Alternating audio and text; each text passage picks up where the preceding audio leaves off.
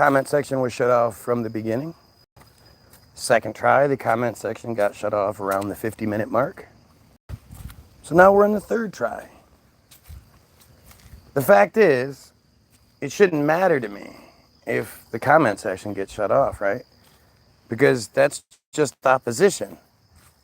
And if anything, it would give me a good excuse for not addressing the opposition. So I should embrace it while my video continues to roll on, right? Wouldn't that be especially if somebody is like, somebody's cap, somebody's capping, somebody's not telling the truth. Having an excuse, a legitimate excuse to deny accountability, to be like, oh, I didn't, you must have said something good, but I couldn't see it. No, that's my excuse. Why wouldn't I embrace that? If I'm lying and I'm wrong, why don't I just take that advantage that's given to me? Instead of, doing everything I can to ensure that the shit talkers have a voice here.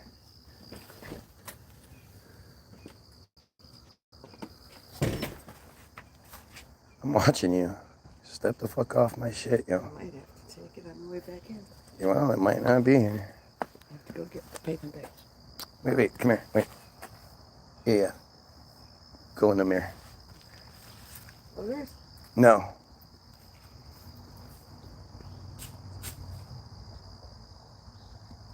Bright white.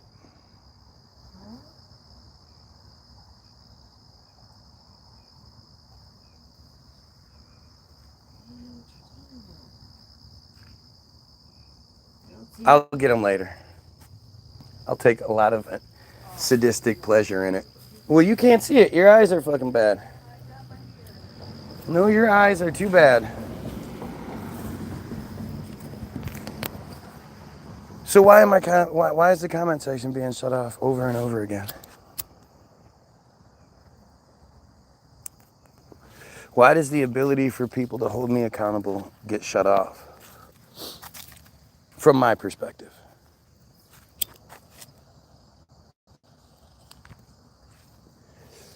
What a surprise. You're here begging for attention. I wouldn't expect anything less. So I'm going to finish this video, and if you want to see any more of the video, just go watch the previous tries where we were shut down. And then what's happened is that the wars in Gaza have seen such little reaction from the outside world. The United States principally, but Germany, the European Union, Britain, they haven't sanctioned Israel. They've very belatedly imposed very, very soft and limited sanctions. And so at every stage, Israel has continued with this genocidal project, has looked over its shoulder and seen almost no international reaction. And so incrementally, it's got worse. And that's how we've got to a stage where I can burst into tears on international television and people can be very moved by it. And then here we are, all these years later, and children are being slaughtered in a genocidal campaign live on our television sets. And no one seems to care. I do. It's astonishing. But the world will pay a very high price for this lack of humanity. Those governments which were on the wrong side of history will learn, and I think very harshly, that they were on the wrong side of history. He'll be dead by then. Cutting off power. Trump will be dead by the time anything. I think that Israel does have that right. I think those politicians who were directly sanctioning genocide will be held to account, and I think that ultimately the state of Israel will face real destitution and ruin. So it doesn't end well for anybody, but least of all for the tens of thousands of civilians who have been butchered in Hundreds Gaza. of thousands. If accountability and justice does come, it'll mean absolutely nothing to them, and that's a huge tragedy.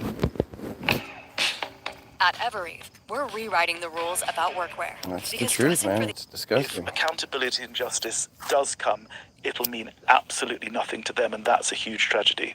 Gaza is unique in the annals of contemporary warfare in being the only conflict with a fence around it. Imagine any city anywhere in the world with 2 million people in it crammed into this area behind a fence, and imagine then this kind of destructive conflict taking place every 3 years. There would be absolute outrage and dismay internationally, and that's what we should be seeing over Gaza today. What's really interesting about trauma in Gaza is that after the first conflict in 2008, a child was traumatized. Then in the next one, let's call it 2012, the child is dealing with the trauma that's going on in his life and the remembered trauma. So there's double trauma. And then in the third trauma, you get the real trauma in the present being dealt with, and the second trauma, and the first trauma. So there's layer upon layer of trauma that these children are dealing with as there's more and more conflict. And that's the terrifying thing, that there are children who are being re-traumatized and re-traumatized and re-traumatized. And one talks about intergenerational trauma, that not only are these children who've been traumatized so many times, but they're going to pass their trauma on to the next generation, and that's really terrifying.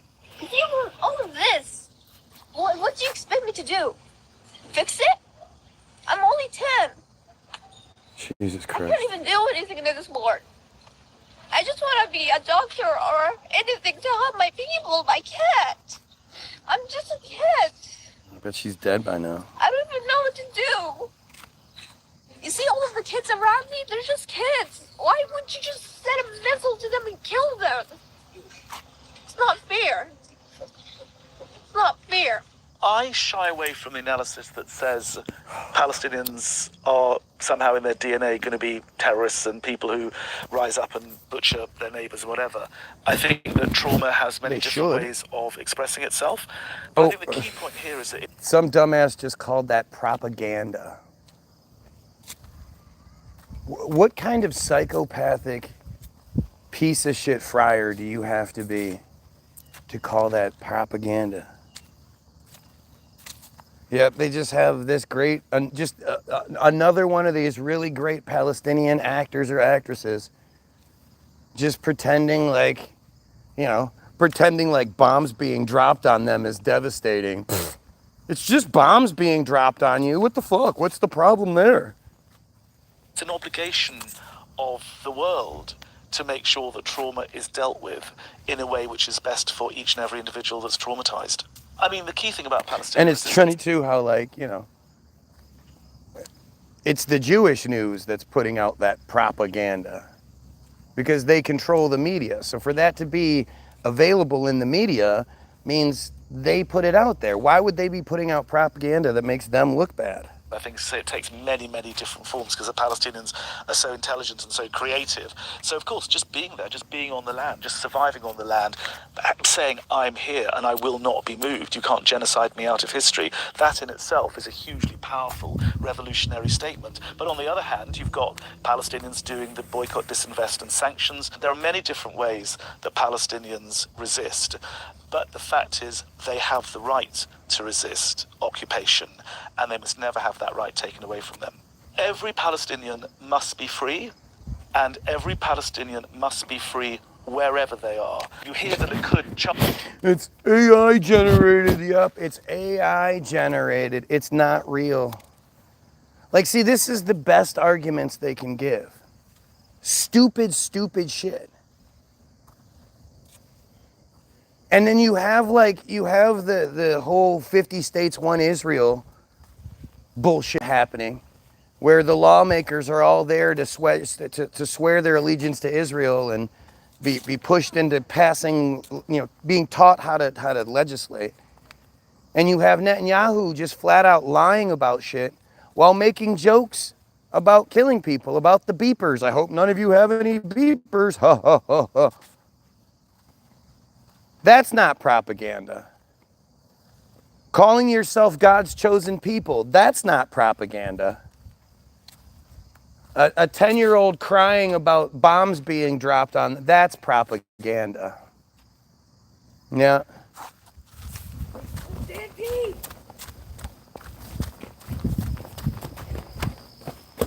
Oh my God. Step off. You got 3 bowls. Step off. You have the capabilities.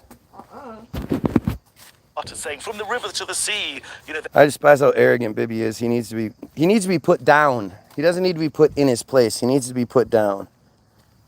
That would be the best possible scenario. He does not deserve to live. Bezalel Smotrich, Itmar Ben-Gvir, These are just these are war criminals with so much blood on their hands. To suggest that they deserve to breathe another breath of air is insulting.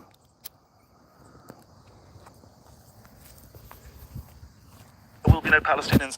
My point is that wherever the Palestinians are, they have a full range of rights as defined in the 30 articles of the Universal Declaration of Human Rights, the foundational document that gives us all of our rights, and those rights include the right to self-determination. This document that gives us our rights. Who the fuck are you to tell me what my rights are? Some international bullshit organization run by Jews? That's who gives me my rights?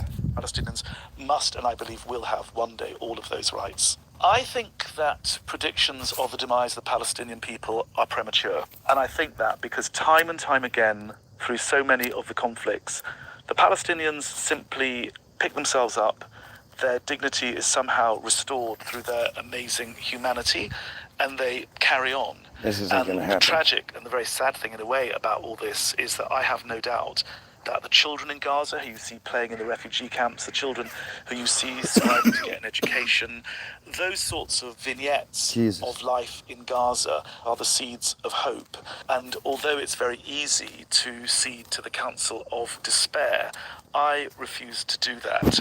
And I think that it's wrong really to talk about the final solution to the Palestinians. I think there are many Israelis and Americans in their sort of Hitlerian mindsets would love to see this as the final solution of the Palestinians, but the Palestinians are much bigger than that, and they have too long a history of national revolution and national pride, and I think we're going to see that rising from the ashes of Gaza.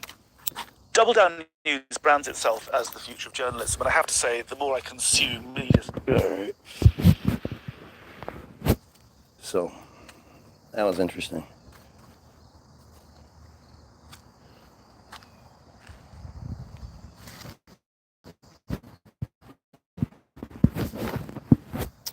So let's check this out. The ADL, the Anti-Defamation League, formerly known as the Anti-Defamation League of B'nai B'rith, is a New York-based international non-governmental organization that was founded to combat anti-Semitism, as well as other forms of bigotry and discrimination. Isn't saying you're there to combat anti-Semitism a form of bigotry in itself? Discrimination?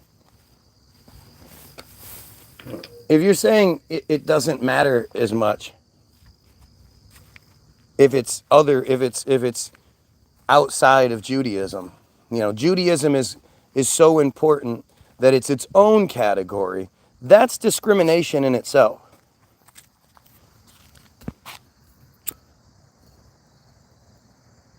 I love the idea of trolls fighting each other. That's how fucking stupid they are. The ADL is known for its pro-Israel advocacy, which again is discriminatory. Its CEO is Jonathan Greenblatt. ADL headquarters are located in Murray Hill in the New York City borough of Manhattan. The ADL has 25 regional offices in the United States, including a government relations office in Washington, D.C., as well as an office in Israel and staff in Europe. In 2023, the ADL reported total revenue of $38.3 million. The ADL, the vast majority from contributions and grants. They have $38 million in revenue. The Anti-Defamation League. Think about how insane that is.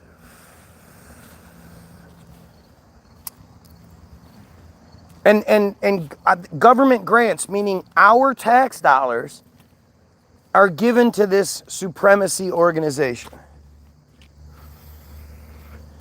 Think about that shit, right?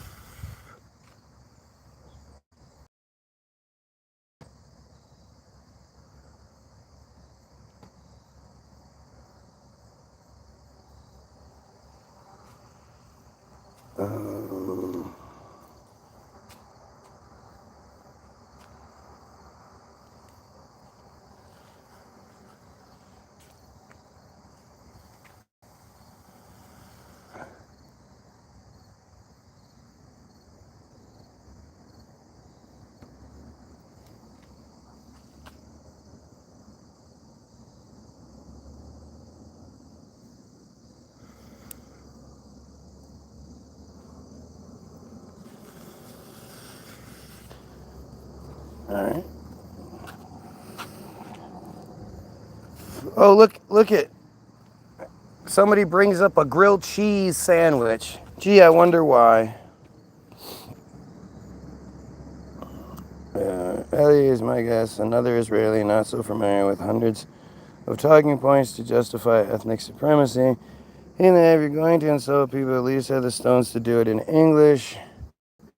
Yeah, I was looking that up. It means you just want attention or something like that.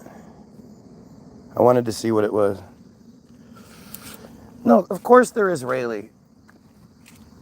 You have to understand, this fake profile couldn't speak English a week ago. Could barely put together a sentence, and now they're speaking English with the best of them. It's all distraction. It's all, it's all just bullshit, and we have to look past it for what it is.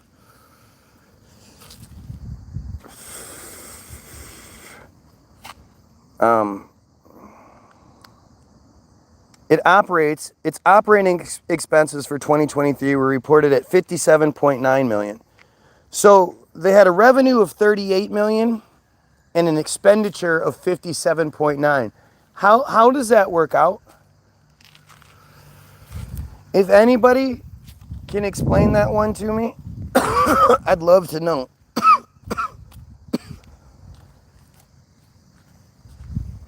Make that make sense, right? How do you bring in 38 million but spend 58 million? 58 million.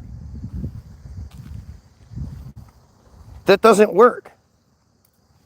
Let me put it in like terms you might be. If you had $38, how could you spend $58?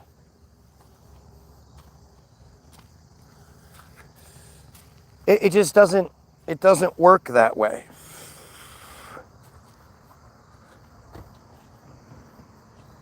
It has a 67.1 million endowment. Maybe that has something to do with it. Maybe. In honor to be Israel. Exactly. Who's going to say that other than a piece of shit Israeli? Nobody wants to be them. Nobody likes them. There's a reason why the world hates them, and it's not just because they're jealous. It was founded in late September 1913 by the Independent Order of B'nai B'rith, a Jewish service organization, in the wake of the contentious murder conviction of Leo Frank. Late September. We don't know the actual date. Nah. And Leo Frank, is one guy's death has led to the ADL, a $58 million expenditure a year company with a 60. So they have the revenue of 38 million plus the endowment of 67 million. Over 100 million bucks every year, huh? Must be nice. Anonymous donors who said these charities have to be honest on their tax returns.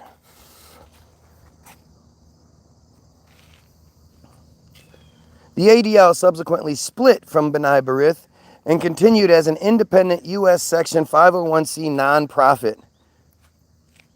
It's amazing how many nonprofits make millions and millions of dollars. How does that work in our society? That just seems like such a scam.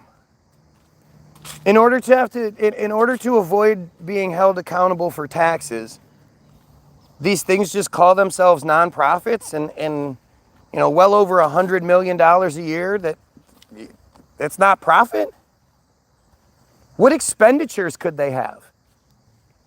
You know, other than parties and get-togethers, it's not like the ADL is out there building roads and shit. So literally they have over $100 million to do what with? You know how difficult it would be for the average person to spend $100 million a year? You'd think like you could, but you'd be shocked by how difficult it would be.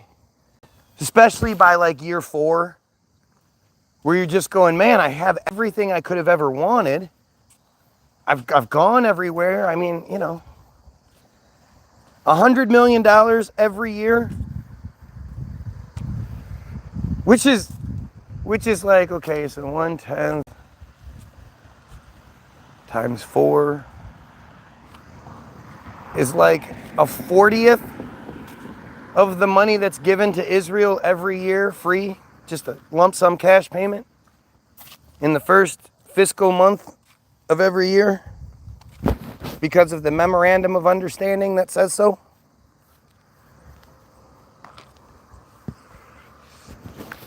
In an early campaign, the ADL and allied groups pressured the automaker Henry Ford, who had published virulently,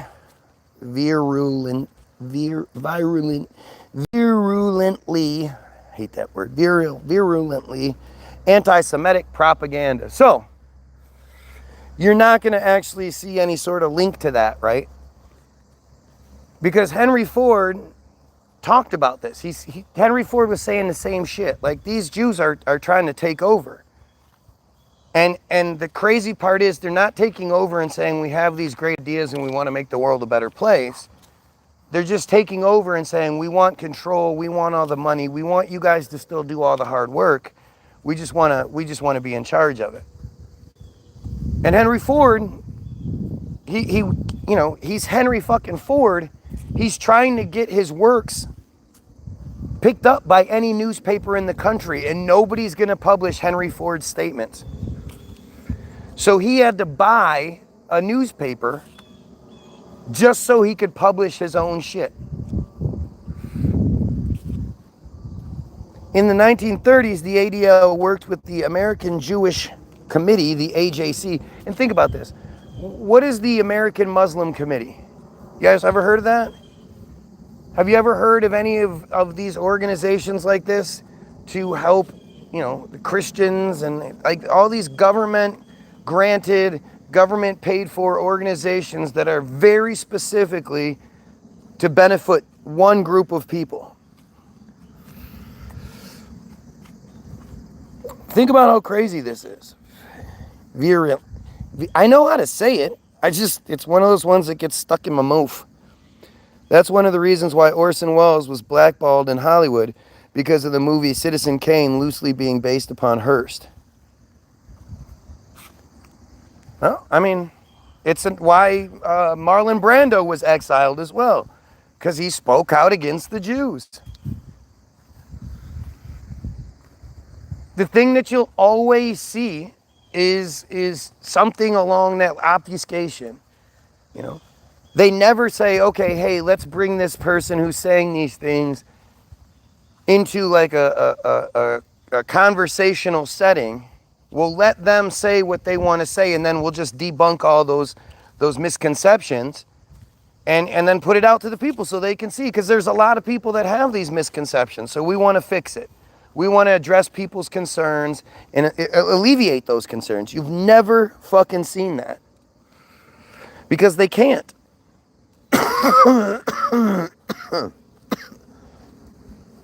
Worked with the AJC to oppose pro-Nazi activity in the United States. Oh yeah, all that pro-Nazi activity. It opposed McCarthyism during the Cold War and campaigned for major civil rights legislations in the 60s. It also worked with the NAACP to discredit the far-right